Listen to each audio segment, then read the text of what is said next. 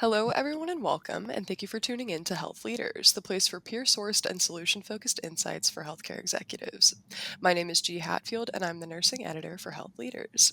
Today, we are speaking with Claire Zangerle, who is the CEO of the American Organization for Nursing Leadership and Senior Vice President and Chief Nurse Executive of the American Hospital Association, about her career and her thoughts about trends in the nursing industry. So, hi, Claire, how are you? I'm good. Thanks for having me.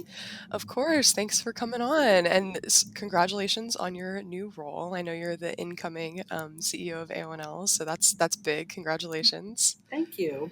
Yeah. So I wanted to ask you, how did you begin your journey into nursing? So, nursing actually is a second career for me. I went to nursing school at the ripe old age of 28. Hmm. And I went into nursing because I had a degree in exercise physiology, and I was working in clinical exercise physiology and cardiac Oh. rehab and treadmill stress testing. I Hmm. saw what the nurses were doing, and I said, I want to do that. I can do Hmm. that. I can educate. I can do all these great things that the nurses are doing. I can take the clinical knowledge that I learned in exercise physiology and elevate that into nursing. My aunt was a nurse, and she had always encouraged me to be a nurse, but I went my own path and then figured it out that nursing was something that was something I was interested in. So went into direct care nursing and was in direct care nursing for a while, and then evolved into leadership roles. Very cool. So I know you mentioned your aunt. Who have been some of your biggest influences? You know, I have had a lot of influences in my career, and Mhm. even people that weren't such great individuals to me or influencing me were my Mhm. influences. So I looked at people who I didn't want to be like, and I looked at people who I wanted to be like. Mhm. And I can tell you that that was a really good combination to help shape a little bit of my leadership style. But relative to people that really influenced me were, I would say, there was a CEO at the Cleveland Clinic who put a lot of confidence in me, Dr. Fred Loop. Mhm. He was one of my biggest influencers because he gave me the opportunity to go into nursing leadership. And interestingly enough, his COO, Frank Lordeman, taught me how to be an operator.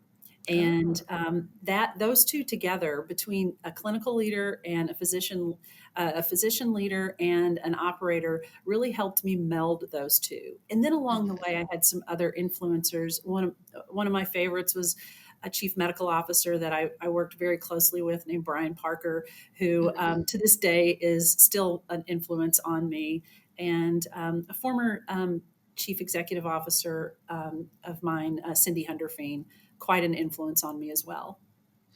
Absolutely. I like what you said about learning from the people who you do want to be and the people who you don't want to be. I think Right. that's good advice for everyone, I Yeah. think. Yeah. Yeah. So, what was your best mistake and what did you learn from it? So when I became a chief nurse for the first time, and that to me was a pretty big leadership role, I I I let the power of fixing things go a little bit to my head. So when Mhm. I would make rounds, I would have staff nurses or nurse managers come up to me and say, "This is broken," and Mm. I can't do my job because this is broken, or this process needs fixing, or whatever.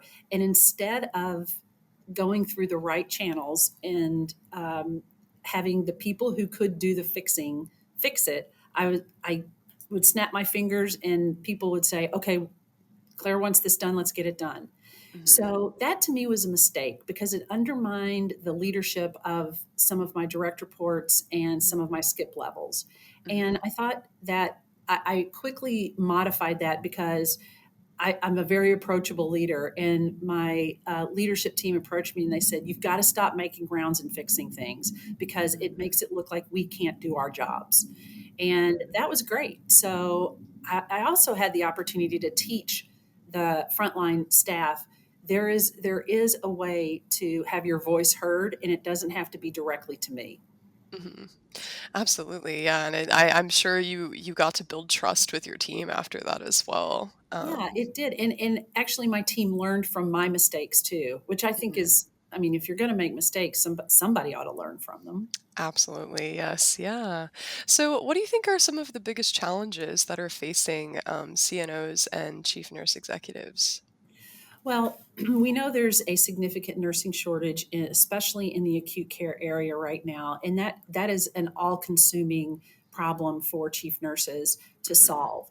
Workforce, and then there's other elements around workforce. It's ensuring that burnout is addressed, ensuring that their workload is managed. mhm, But it's really important for chief nurses not to compartmentalize that we only have one problem, because they mhm, know that they have many issues to address like any other work environment.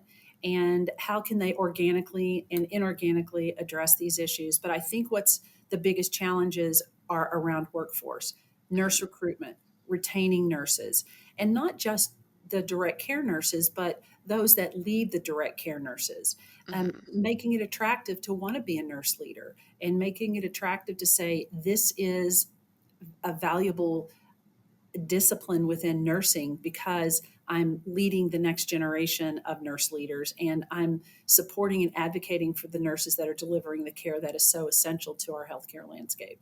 mhm, The other thing too is that we do ask our members what it is that are their biggest pain points, and every year we do an insight study with our members, and we have 12,000 plus members, and we hear from them what their problems are. We don't just sit in our offices and assume what problems are, but we hear mhm, from them, and we share these results at our annual meeting, and we'll be doing that in March in Boston. And from there, that's pretty much how we build our strategic plan. How do we help those nurse leaders address the issues that they're facing today? mhm. Absolutely, yeah, and I will be there, in Boston at AONL this Good. year, so hopefully we'll be able to run into each other at some Yes, point. of course. Um, yeah, so, I'm glad you brought up recruiting. Obviously, I think the recruiting pool, of nurses has kind of changed a little bit as, new generations come in. So what are your thoughts on strategies for recruiting those new generations of nurses and also for retaining more tenured generations of nurses? So I would say for both new nurses and more tenured nurses, table stakes is that you are at market with your compensation and Mhm, benefits. mhm, Understand as an organization that you have competition as it comes to pay mhm, and benefits, but that if you are not constantly looking at the market and ensuring that you are competitive, that is a non-starter for recruitment and retention. mhm, People want to be benevolent and come and work for an organization no matter the pay, but it's very different environment that we're in right now. So that's very very important. So salaries and benefits are super important. The environment is important as and it mhm, comes to recruitment. Is there support for the nursing for an incoming nurse? Is there support for a tenured nurse in terms of professional development, in terms of safety? Is it a mhm, safe environment? Is it a collaborative environment? What is the culture? Those all may seem like soft things compared to salary and benefits, mhm, but they're very important to those that deliver care. And I think that's something that has to be addressed on the regular. It's mhm. not something that you say, okay, we looked at it today, we're good for a little bit. It's just something that is constantly evolving. Absolutely, and I think, I'm part of Gen Z, and I think, one thing we kind of value culturally is, like inclusivity and equity, and so I wanted to ask, how do you think CNOs can incorporate diversity, equity, and inclusion into their recruiting strategies and in patient care?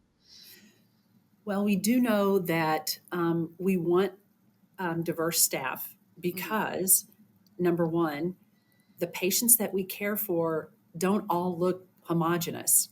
mhm, And the outcomes that patients have relative to their health care and their well being is a direct correlation to the people that take care of them. They mhm, listen to the people that look like them.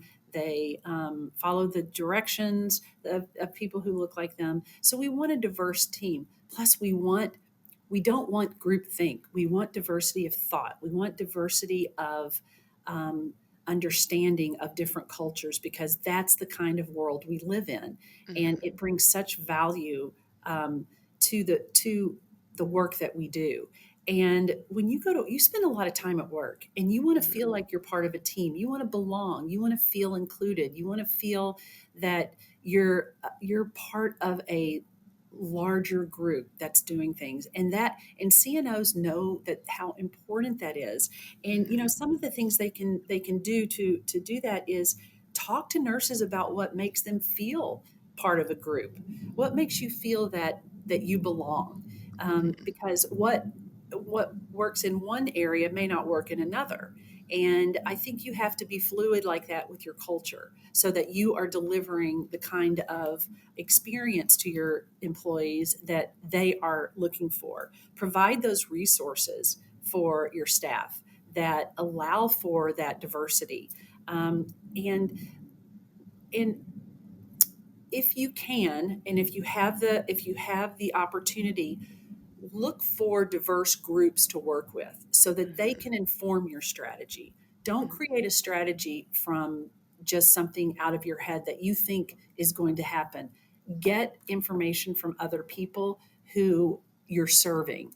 Mhm. So have a committee around diverse nurse recruitment.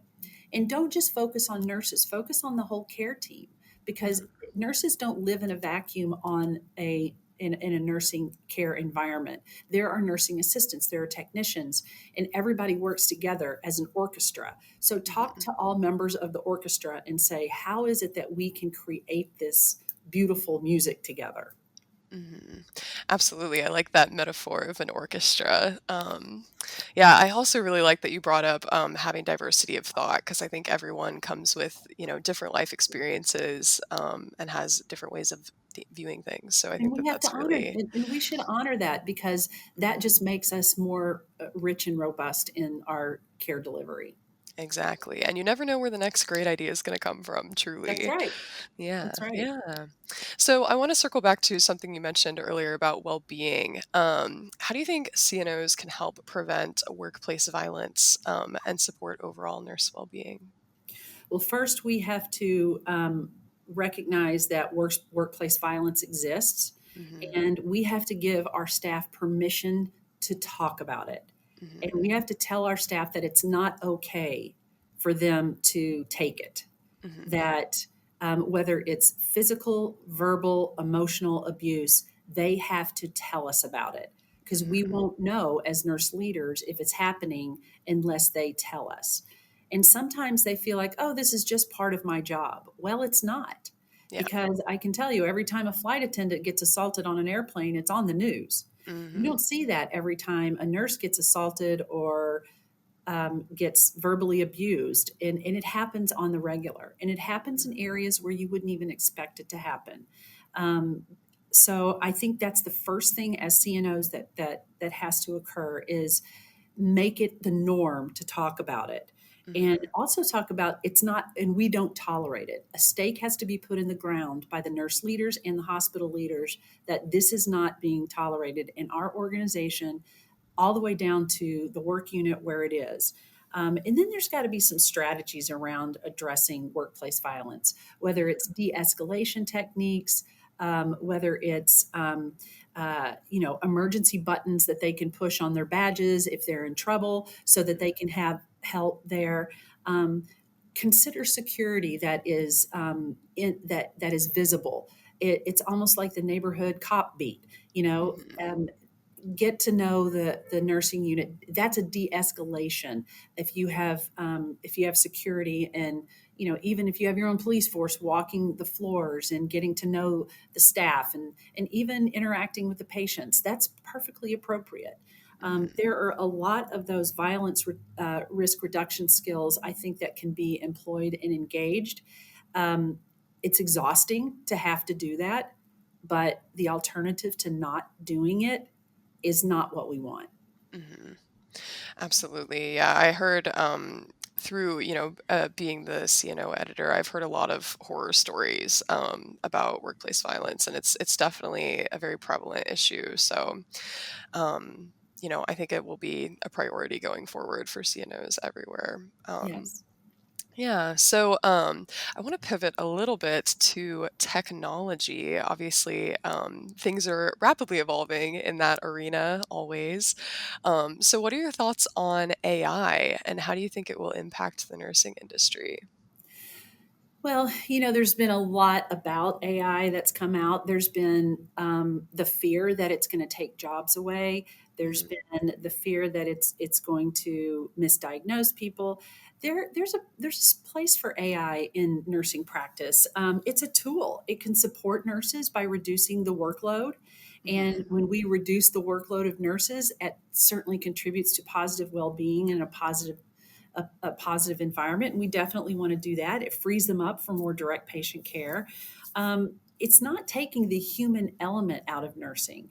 It's Hmm. taking the administrative burden away from nurses. We have to figure out what that looks like. And I Hmm. think that nurse leaders play a key role in determining how AI is going to be executed in all of the direct care areas. And I think we ought to embrace it. And I think we ought to figure out, what it looks like for us. And I think we ought to lean into it. Hmm. Absolutely. Yeah. I spoke recently with Gail Vizella, who's the chief nurse executive at Houston Methodist. Mhm. And she always talks about, how it's better when technology happens with nurses and not to nurses. That's right. And I think that's really important going forward as well. And Gail has lived it, and I can tell you that the Methodist Hospital is one that many of us look to as an example of really robust technology implementation. And it's here, and it can be our friend. Yeah, absolutely. Mhm. So, I wanted to ask you specifically, as obviously, a leader for AONL and the American Hospital Association. How do you think CNOs can get involved in the legislative process to advocate for nursing? Well, at AONL, advocacy is one of our three tenets, Hmm. and we are very focused on advocacy. And it's such a natural for nurses because nurses Hmm. advocate for patients every single day. And that same skill set can be used to in the legislative process, and they can certainly use their subject matter expertise in educating their legislators. They can become champions with specific topics that legislators are dealing with. And, Hmm. legislators, in my opinion, should make nurses their friends because Hmm. healthcare is a huge part of the legislative world. Hmm. And nurses can help inform them, help inform their chiefs of staff, their aides, and let them know that these are the things, this is reality, and they can be good storytellers. And storytelling by nursing and nurse leaders is an important element of painting the picture for the legislators to understand what's happening, and that can help inform them. I think it's very important too that nurses have some skin in this game too. They Hmm. need to find out who their legislators are. What do their legislators stand for? What is their voting record? What committees are their legislators on? Hmm. So that they know, because nurses are the constituents of these legislators. Hmm. Patients of the nurses are constituents. So it is, it's a great opportunity to have that knowledge around who is their representative. AONL is bullish on advocacy, and we work very hard to educate our members how to be advocates. And every year we have an amazing event called Advocacy Day, where we invite anybody who's a member of AONL to come to Washington, D.C., and we split them up into their state groups, and we make appointments for them to actually sit in front of the legislative staffs and have discussions on what's important to nursing at that particular time and ask for their advocacy in those areas.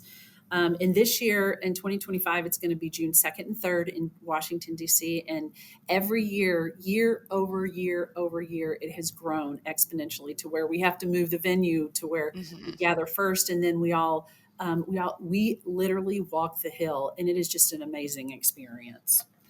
Yeah, that sounds like an amazing experience for sure. I'm happy to hear that it's growing as well. Yeah, yeah. Um, yeah, so speaking of storytelling, something that has definitely revolutionized, I think, kind of the entire world, honestly, is social media. So I wanted to pick your brain. What are your thoughts on nurse influencers who are taking to social media to discuss their experiences in the industry? Well, we have some very positive nurse influencers, and we have some that aren't so positive. Hmm. So it's a little disheartening sometimes to see those that are not so positive, but it also helps us address what they're talking about. But I Hmm. can tell you, social media is offering nurse leaders opportunities that they didn't have in the past to connect that public persona and the the reality with the actuality.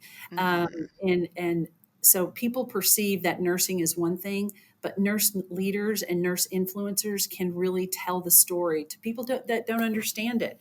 So Hmm. I think we should collaborate with our social media influencers and talk a lot about them, so that we to them, so that we can help them with their content, because Hmm. we want them to portray the right message, because you have all kinds of people following them, and if they're not portraying the right message, then disinformation is hurtful to nursing in general, to healthcare in general.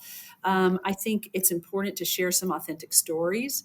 One of the things to talk about is, yes, let's talk about workplace violence, because some people don't realize Hmm. it occurs. Yeah. And how do we see this? How do we mitigate that? And maybe social influencers can help us do that.